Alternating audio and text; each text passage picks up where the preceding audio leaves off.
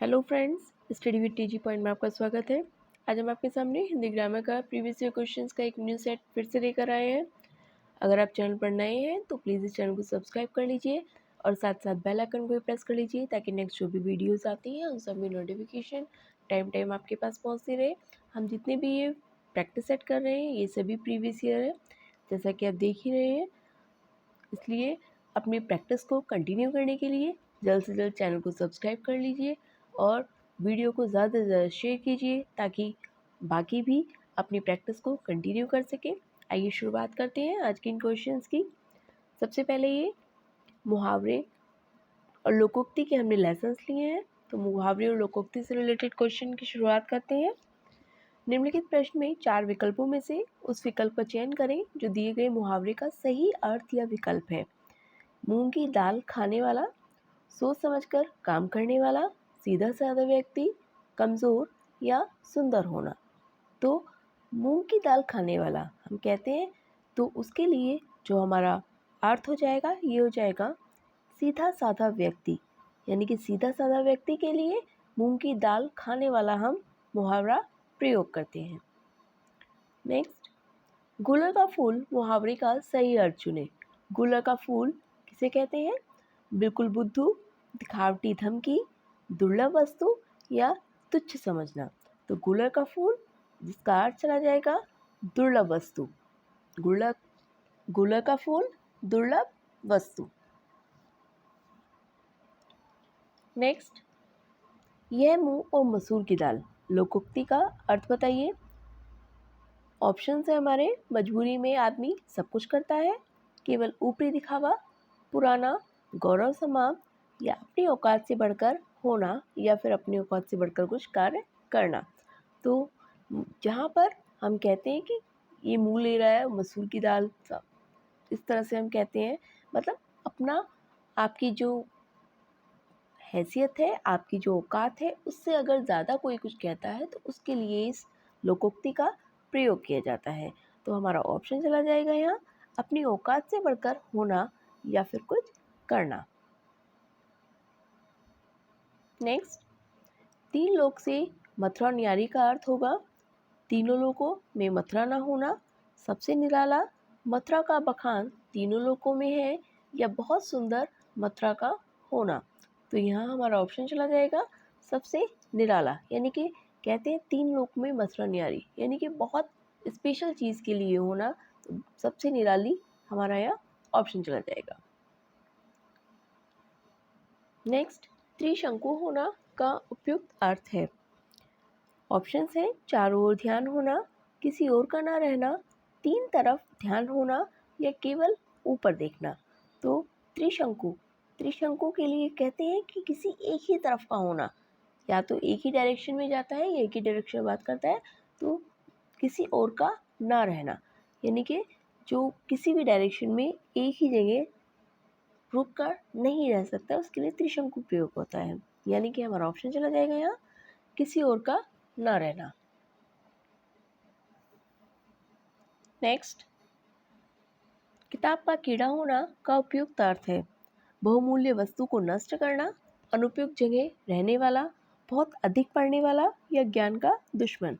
तो किताब का कीड़ा नॉर्मली हम इसे प्रयोग भी करते हैं जो कि बहुत अधिक पढ़ने वाला है, उसके लिए किताब का कीड़ा। नेक्स्ट, किनारे लगना मुहावरे का उपयुक्त अर्थ है किसी कार्य का समाप्त होना, डूबने से बचना, लहरों द्वारा किसी वस्तु को किनारे फेंकना या नदी पार करने में असफल होना।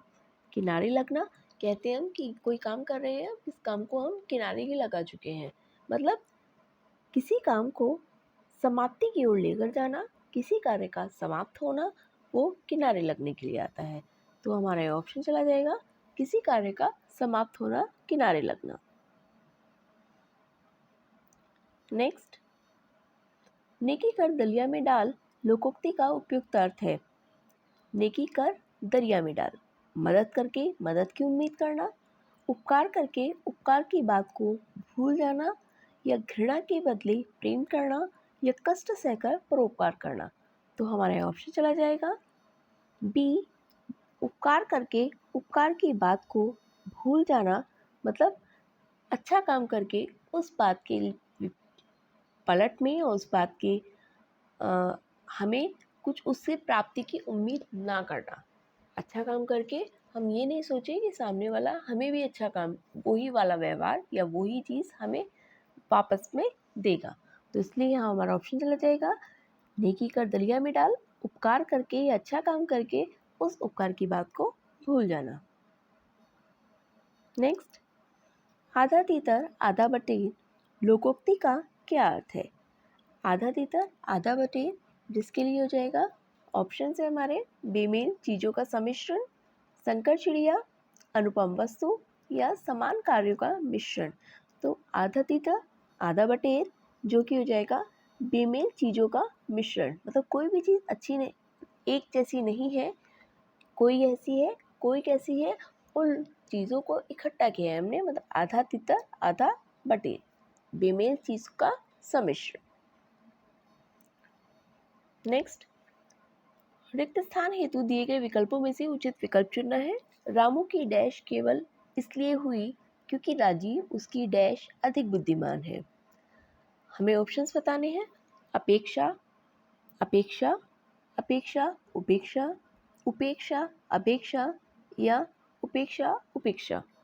तो ये जो शब्द है हमें यहाँ पर बताना है कि रामू की हुई, क्या हुई? अपेक्षा आता है किसी दो चीज़ में तुलनात्मक रूप में प्रयोग करने के लिए, और उपेक्षा आता है किसी की किसी की बुराई करने के संबंध में आता है, या किसी की बात का मान नहीं रखने के लिए आता है कि हमने उसकी ये चीज़ इसलिए नहीं मानी। तो उपेक्षा और अपेक्षा में ये अर्थ हमें दिखाई दे रहा है, जहाँ पर रामू की केवल इसलिए हुई, क्या हुई? अपेक्षा तो नहीं होगा क्योंकि यहाँ पर कोई तुलनात्मक बात नहीं की गई है, तो रामू की क्या हुई? यहाँ उपेक्षा आ जाएगा, ये उपेक्षा हो जाएगा। नेक्स्ट, क्योंकि राजीव उसकी डैश अधिक बुद्धिमान है, यहाँ पर राजीव की तुलना की गई है किसी और से, तो यहाँ पर अपेक्षा हो जाएगा। तो हमारा ऑप्शन चला जाएगा सी, उपेक्षा अपेक्षा, यानी कि रामू की उपेक्षा केवल इसलिए हुई क्योंकि उसकी अपेक्षा अधिक बुद्धिमान है। नेक्स्ट, शब्दयुक्त यदा कदा के सही अर्थ का चयन करना है। यदा और कदा, जब और तब, कब और तब, जब और कब, या कब और जब। तो यदा और कदा के लिए जब और तब, यदा कदा जब तब। नेक्स्ट, दिन दीन शब्द युग्म का सही अर्थ क्या है? दिवस गरीब, गरीब दिवस, सुबह गरीब या दोपहर गरीब। तो दिन, दिन हम दिवस के लिए प्रयोग करते हैं और दीन हम गरीब के लिए प्रयोग करते हैं। तो हमारा ऑप्शन देखते हैं कहाँ होगा, दिवस और गरीब, जो कि हमारा फर्स्ट ऑप्शन ही होगा। दिवस और गरीब, दिन दिवस के लिए और दीन गरीब के लिए। नेक्स्ट, विद्वान शब्द का स्त्रीलिंग क्या होगा? विद्वान का स्त्रीलिंग बताना है। स्त्रीलिंग कौन से शब्द होते हैं? जिन संज्ञा शब्दों से हमें स्त्री जाति का बोध होता है वो शब्द स्त्रीलिंग होते हैं, और जिन संज्ञा शब्दों से हमें पुरुष जाति का बोध होता है वे शब्द पुल्लिंग होते हैं।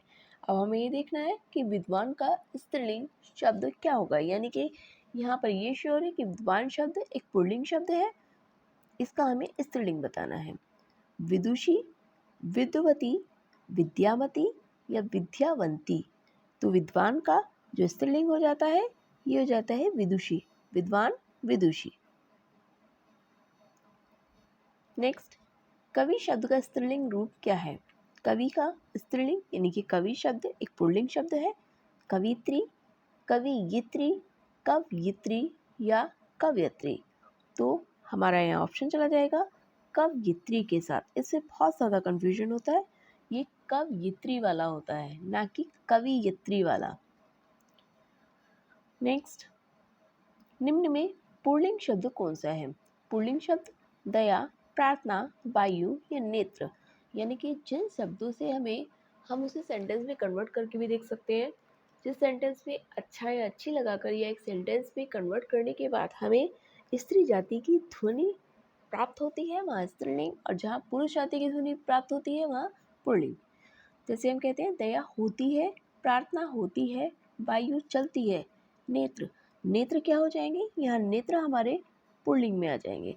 तो हमारा ऑप्शन चला जाएगा डी, नेत्र। नेक्स्ट, निम्नलिखित में से पुल्लिंग शब्द छाटिए। हमें इसमें पुल्लिंग शब्द बताना है, चाहत, रंगत, मेहनत या आहार। तो हम कहते हैं चाहत होती है या करती है, रंगत, रंगत दिखाई देती है, मेहनत होती है, आहार, जबकि आहार को खाया जाता है ना कि खाई जाती है। तो हमारा ऑप्शन ये चला जाएगा डी, आहार के साथ, जो कि पुल्लिंग शब्द है। नेक्स्ट, निम्न में कौन सा स्त्रीलिंग है? विवाद, सार, रूप और आय।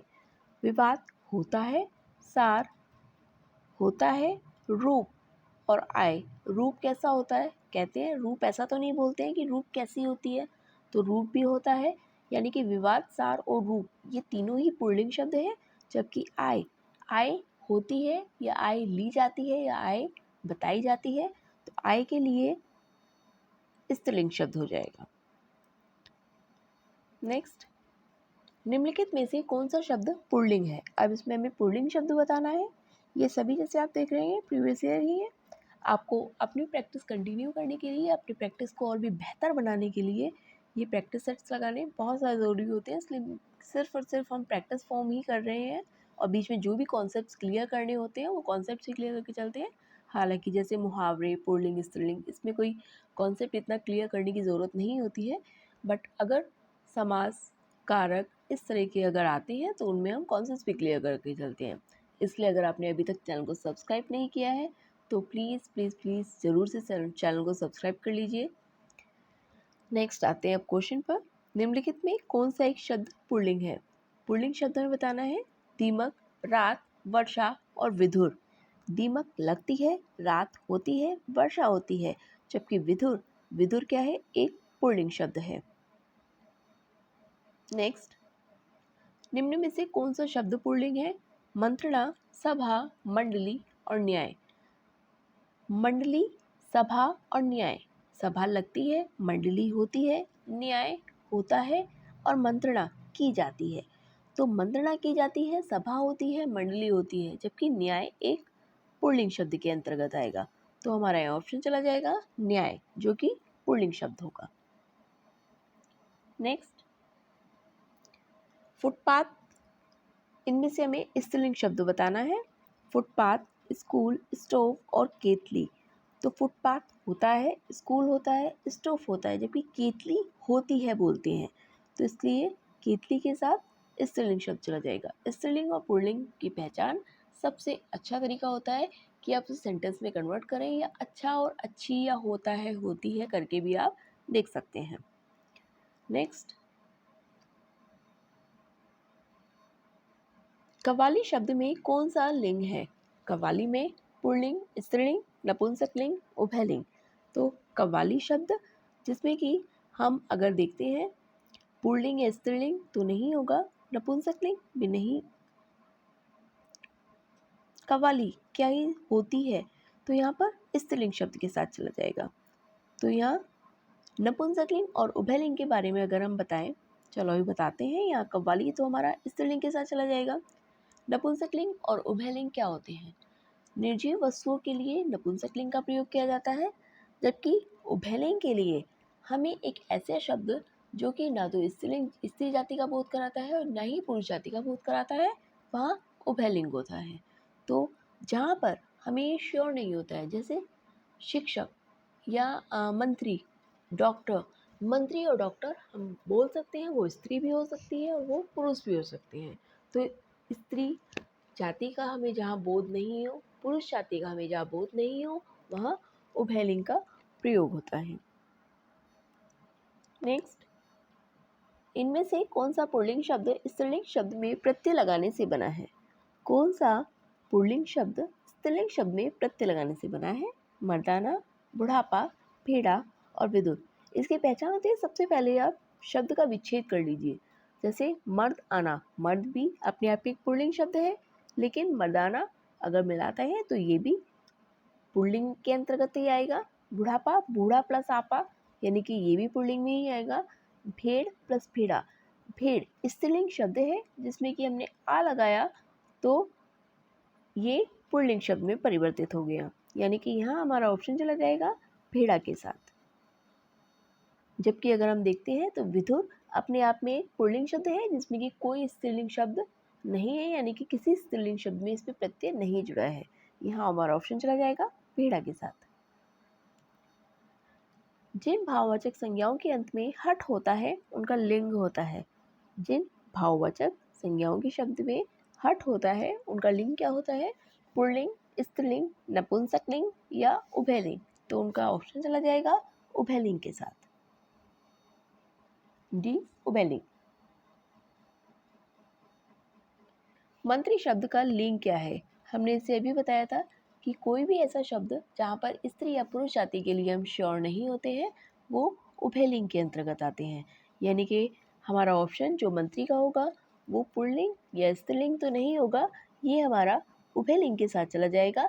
यानी कि है तो कोई सजीव वस्तु लेकिन स्त्री जाति के अंतर्गत आती है या पुल्लिंग जाति के अंतर्गत, ये अगर श्योर ना हो तो उभयलिंग ऑप्शन के साथ जाते हैं। नेक्स्ट, ईश्वर का कोई आकार नहीं होता, उसके लिए हमारे ऑप्शंस है सरोकार, निराकार, साकार या इनमें से कोई नहीं। तो ईश्वर जिसका कोई आकार नहीं होता वहाँ हो जाता है हमारा ऑप्शन निराकार, जिसका कोई आकार नहीं होता निराकार। जो हर समय अपना मतलब साधता हो उसे क्या कहा जाता है? जो हर समय अपना मतलब साधता है, परमार्थी, स्वार्थी, स्वार्थी या मतलबी। तो जो हर समय अपना मतलब साधता है वो स्वार्थी, बी स्वार्थी। ये कई बार करेक्शन के लिए भी आता है कि स्वार्थी इस तरह से गलत फॉर्म में देते हैं और उसे करेक्ट फॉर्म उसकी बतानी होती है, स्वार्थी इस तरह से लिखा जाता है। नेक्स्ट, निम्नलिखित में से स्त्रीलिंग शब्द बताना है। गणेश, गण, गणना या गणपति। गणेश, गण और गणपति ये तीनों ही पुल्लिंग फॉर्म में आते हैं जबकि गणना की जाती है, तो इसलिए हमारा ऑप्शन चला जाएगा गणना के साथ, जो कि एक स्त्रीलिंग शब्द है। क्रिया के अलावा संज्ञा के लिंग के अनुसार किन शब्दों के रूप में परिवर्तित होते हैं? क्रिया के अनुसार जो संज्ञा के लिंग होते हैं उनके अनुसार किन शब्दों के रूप में परिवर्तित होते हैं? विशेषण, विशेष्य, कारक और विकृतव्य। तो ये होते हैं विशेषण के अनुसार। किसमें? विशेषण में। नेक्स्ट, जो मापा न जा सके, अपरिमेय, अप्रमाणित, अनुपेय या अपर। तो जिसे मापा नहीं जा सकता है वो अपरिमेय होते हैं, जिनकी परिमाप नहीं की जा सकती है, जिनके मापा नहीं जा सके वो अपरिमेय। ये थे हमारे आज तक के क्वेश्चंस। आशा आपको पसंद आए होंगे।